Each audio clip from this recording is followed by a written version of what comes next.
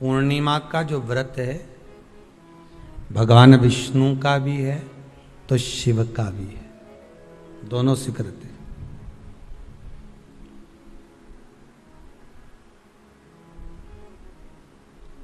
दोनों स्वीकृत है। जिसका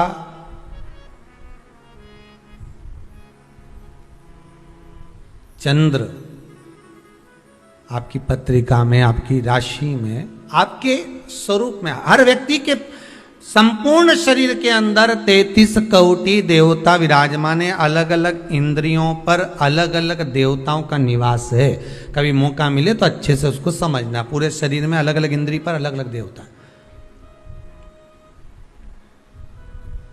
जिस व्यक्ति को रात्रि में, जैसे ही रात हो या दिन हो, भोजन करने के 15 मिनट के बाद ही नींद की झपकी आ जाए, समझ लेना चंद्र कमजोर पड़ गया, चंद्र गड़बड़ हो गया। बहुत ध्यान सुनिएगा जरा। पूर्णिमा का व्रत किसके लिए, वो भी ध्यान से दीजिए। शायद आपने कभी सुना ना सुना, पर अच्छे से सुन लोगे ना, ये व्रत कथा बार बार नहीं मिलने वाली। फिर इसके बाद तो तुम भले वो फिर फेसबुक यूट्यूब पर बाद में निकाल के भले सुनते रहना, पर सुन लो पूर्णिमा के व्रत का महत्व पूरा। एक, भोजन के बाद जब नशे जैसा माहौल हो जाए, आपको बिल्कुल कोई छेड़े ही नहीं, सोई नींद आई,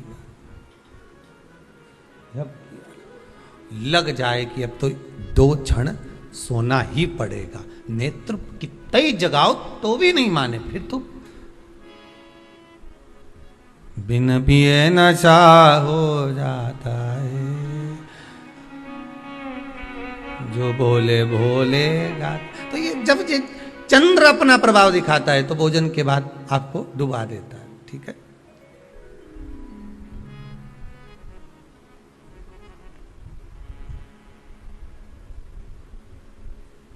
एक बहुत सरल भाषा में कहेंगे, आपको थोड़ा समझना पड़ेगा कि कहीं कहीं आपने सुना होगा कि 14 और पूर्णिमा पे कहीं गया होगा इसलिए ऐसा हो गया। बोले सुना है कि नहीं सुना? 14 पूर्णिमा पे कहीं गया होगा या 14 पूर्णिमा पे कहीं गई होगी तो ऐसा हो गया। क्यों कहते हैं, उसका कारण क्या है? आखिर बात 1400 पूर्णिमा को क्यों लोगों ने बदनाम कर दिया कि 14 पूर्णिमा पे कहीं गई होगी तो बाल खोल के गई होगी, या ऐसा करा होगा तो वैसा करा होगा तो ऐसा हो गया, या ये चीज इसके साथ में ऐसा हो गया, या एक्सीडेंट हो गया, या ये चीज। कारण क्या होता है? क्यों पूर्णिमा और अमावस्या के समय पर ही ज्यादा एक्सीडेंट के योग बनते हैं?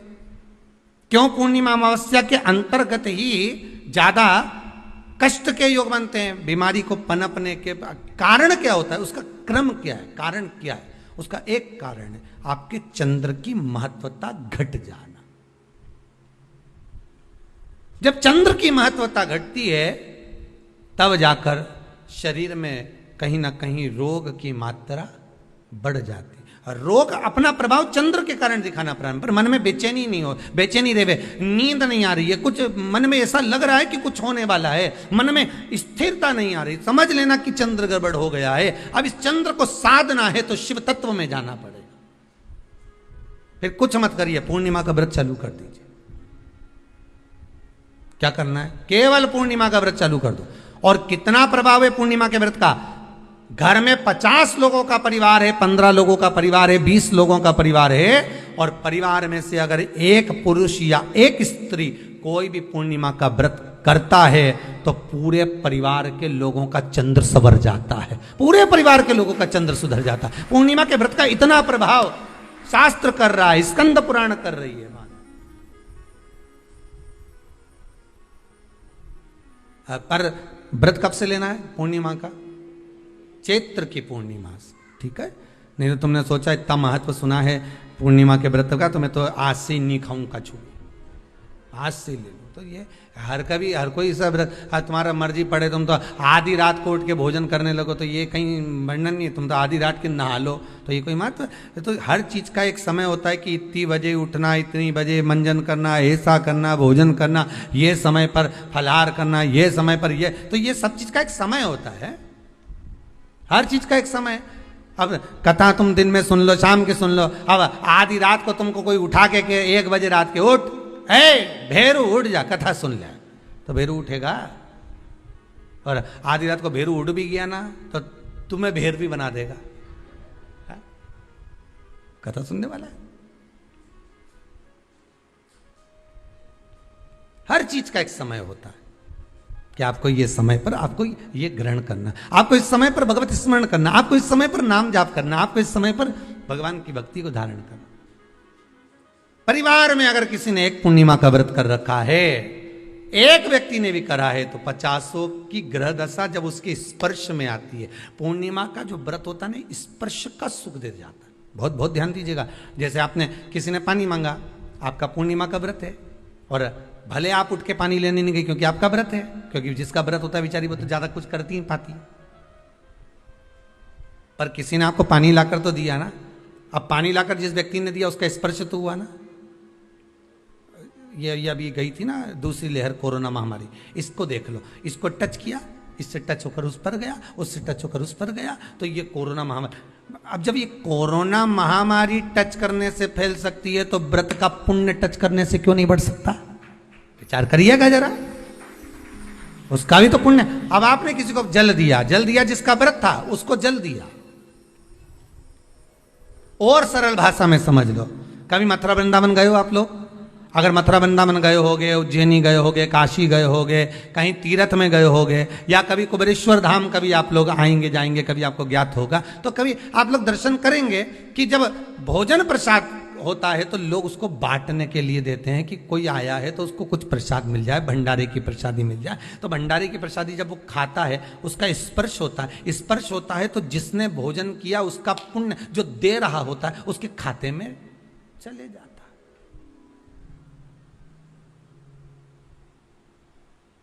उसके खाते में गया वो। पूर्णिमा के व्रत का नियम है, घर में एक सदस्य भी कर रहा है, किसी ने उसको भोजन बनाकर थाली में कुछ प्रसाद फलाहार सामग्री दी, उसका स्पर्श बड़ी बहू को हुआ, बड़ी बहू रसोई घर में गई, उसने बाकी की चीजों को छू लिया, उसको देवरानी ने छू लिया, देवरानी ने कोई बर्तन छुआ, उससे तीसरी देवरानी ने देखा, उसने कोई चीज छू ली, तो वो छूते छूते छूते छूते वो पूर्णिमा का प्रभाव पूरे घर के लोगों को हो जाता है, और उनका चंद्र इतना प्रबल हो जाता है कि अपने आप उनकी बेचैनी, उनकी आलसता समाप्त हो जाती है। नहीं तो एक व्यक्ति के कारण पूरे चंद्र दशा खराब। एक दुखी तो सब दुखी, एक सुखी तो सब सुखी। वो देख ले कि हाँ इसको सुख मिल गया है, अब ठीक है।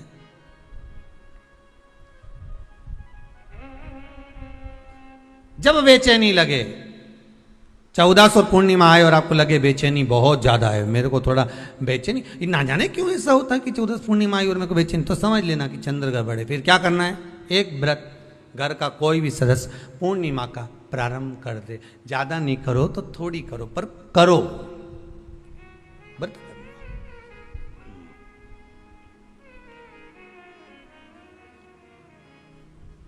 बहुत क्लेश हो रहा हो, बहुत क्लेश हो रहा हो, तो पूर्णिमा के दिन खीर का भोजन प्रत्येक महीने में एक बार ऐसा नियम बना लो, अपने दीवार पे लिख लो कि पूर्णिमा है और पूर्णिमा के दिन घर में खीर बनना ही है। केवल शरद पूर्णिमा अकेली पे नहीं हो, तुम एक पूर्णिमा पे तो बनाते हो खीर, शरद पूर्णिमा के दिन तो खूब जोरदार बना बुनो के ना डोलची के छत पे धर दो, उठा के भगवान ही धर दे, कहीं कहीं तो छत पे बनाए। तो बच्चे पूछ ले मम्मी ये छत पे क्यों रखी है, तो क्या अमृत गिरेगा?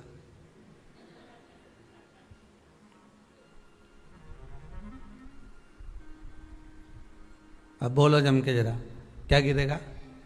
अमृत गिरेगा। अच्छा, अब शिव महापुराण की कथा स्कंद पुराण तो कहती है, पूर्णिमा के महत्व को जो दर्शाया जाता है कि शरद पूर्णिमा के दिन चंद्र में से अमृत तत्व गिरता है, गिरता है। पर कब गिरता है? अरे जम के तो बोलो, जब उस खीर का ढक्कन हटा हुआ, केवल खीर का नहीं अपना भी ढक्कन हटा हो, तभी तो अमृत गिरेगा।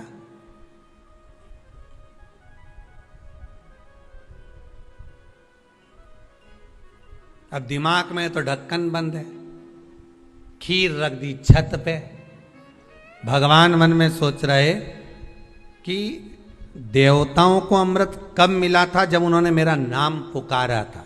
केवल खीर बना के नहीं धरी थी कि छत पे खीर धर दो और अमृत आ जाएगा। नहीं नहीं, खीर के पास बैठकर थोड़ी देर बैठकर हरे राम कहो सीताराम कहो, सीताराम कहो राजा राम कहो, कुछ भजन तो गाओ। अब तुमने तो नीचे से बना के छोरा के दे दी, धरिया ऊपर छत पे, और छत पे ले जाके खीर धर दी और खीर रखी तो मम्मी ने क्या केवल ढक्कन लगा के रखना, बिल्ली खा जाएगी। तो उसने ढक्कन केवल खीर में नहीं लगाया, अपनी बुद्धि में भी लगा लिया। अरे स्कंद पुराण की कथा कहती है जब पूर्णिमा के दिन तुम खीर बना रहे हो, अगर शरद पूर्णिमा के दिन खीर बना रहे हो तो प्रयास करना कि थोड़ी देर बैठकर राम नाम, कृष्ण नाम, शिव नाम, भगवान की भक्ति का 2-5 भजन तो हो जाए।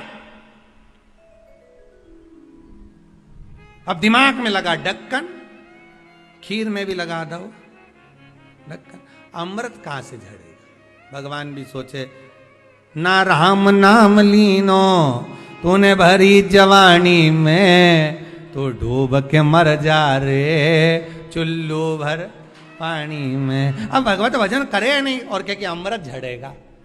भगवान के कहीं नहीं झड़े, फालतू की बात। राम नाम बोलती तो अमृत झड़ता, कृष्ण नाम बोलती तो अमृत झड़ता, भगवान का भजन करती तो अमृत झड़ता। इसलिए शरद पूर्णिमा पे मंदिरों में जो खीर बनती है ना, तुम्हारे घर की खीर और मंदिर की खीर के मिला के देखना जरा, दोनों में स्वाद किस में आए, जरा मिला के देखना। मंदिर की खीर में स्वाद आ जाए, क्यों? वहां भाइयों बैठ के खूब भजन गाए, तावा का हंडा में तातो दरो पानी नीनाए भोला नवा के रूम। अब दिन रात के जो भजन गाने पिली ने 9 बजे से लेकर 12 बजे तक खूब गाया, वो भजन का जो अमृत था वो खीर में मिल गया, खीर में मिला तो स्वाद आ गया। अब तुम तो गाई ही नहीं, तो डब्बा में कहीं खाक स्वाद है।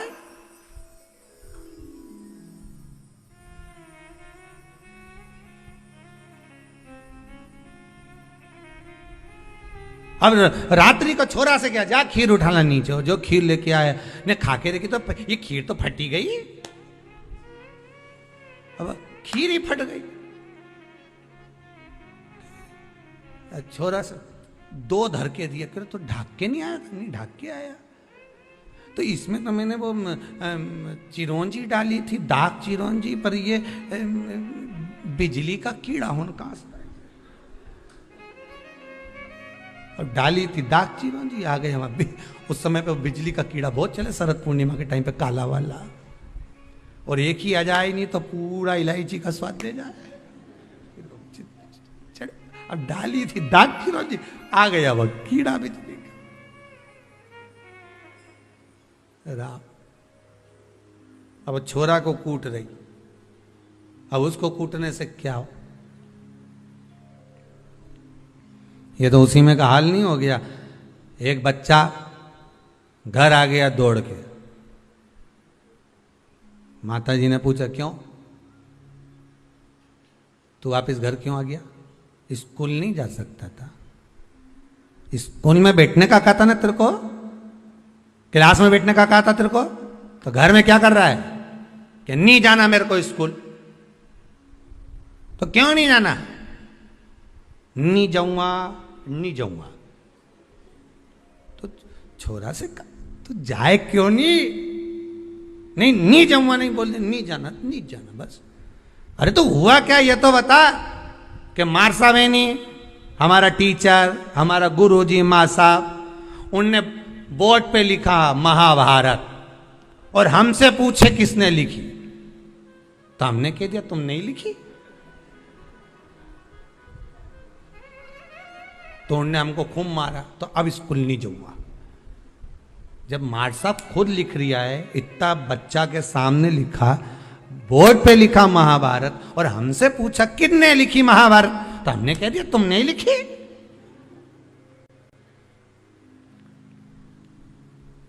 उनने तो हमको टेबल पे खड़ा करने खूब दोचा, जैसे मंदिर के घंटा हो, खूब बजाया, खूब मारा। इसलिए अब नहीं जाऊंगा स्कूल।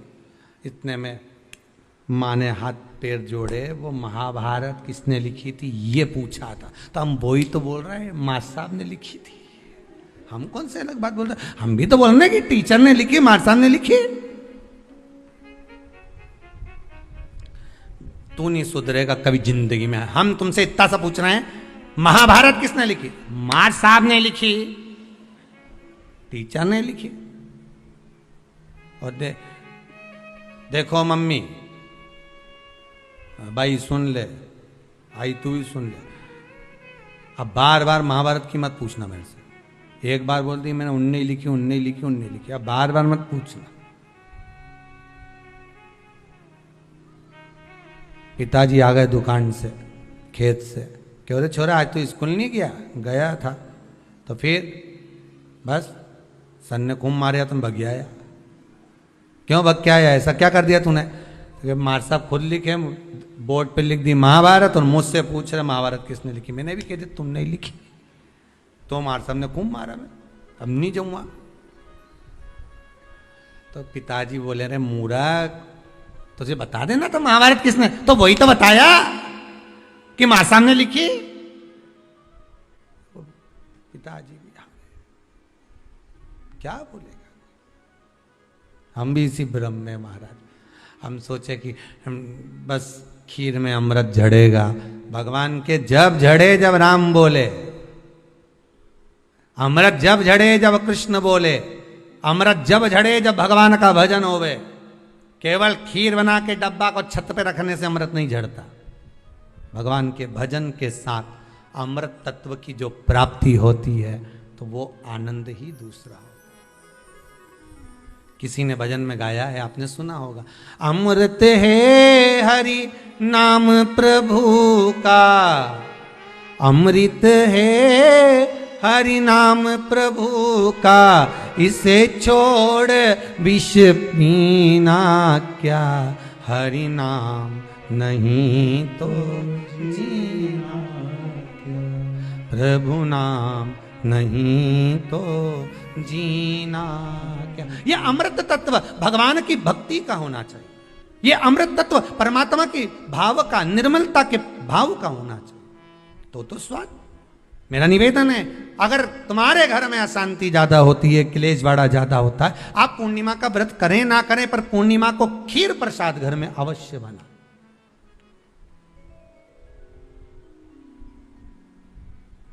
12 महीने की पूर्णिमा करके देखने में क्या जा रहा है? देख लो बना के। नहीं तो ना तो सियोर वाला महाराज तुम्हारे यहाँ खाने आ रहा है, नहीं तो खीर तो अपने घर में ही है।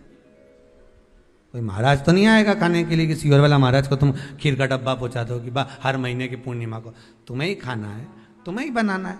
इतनी सी बना लो, पर बनाओ, देखो कि घर में शांति होती कि नहीं होती। बनाकर जाने में क्या जा रहा है? नहीं तो खीर तो है ही सरी, अगर शांति नहीं हुई तो खीर तो है, खा ही लेंगे। पर बना के देखने में कुछ जा रहा है क्या? बनाओ।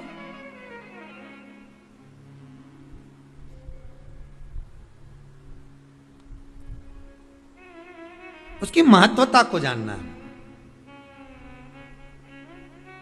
ये जो हवन में, यज्ञ में खीर की जो आहुतियां छूटती हैं, ये इसका महत्व बहुत है महाराज।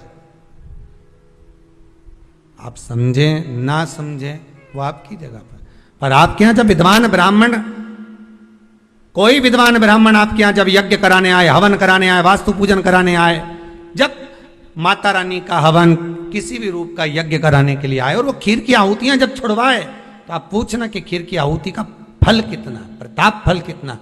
पूरे यज्ञ में वो खीर की आहुतियां लक्ष्मी के लिए जो दी जाती है, वो लक्ष्मी की वृद्धि कर देती।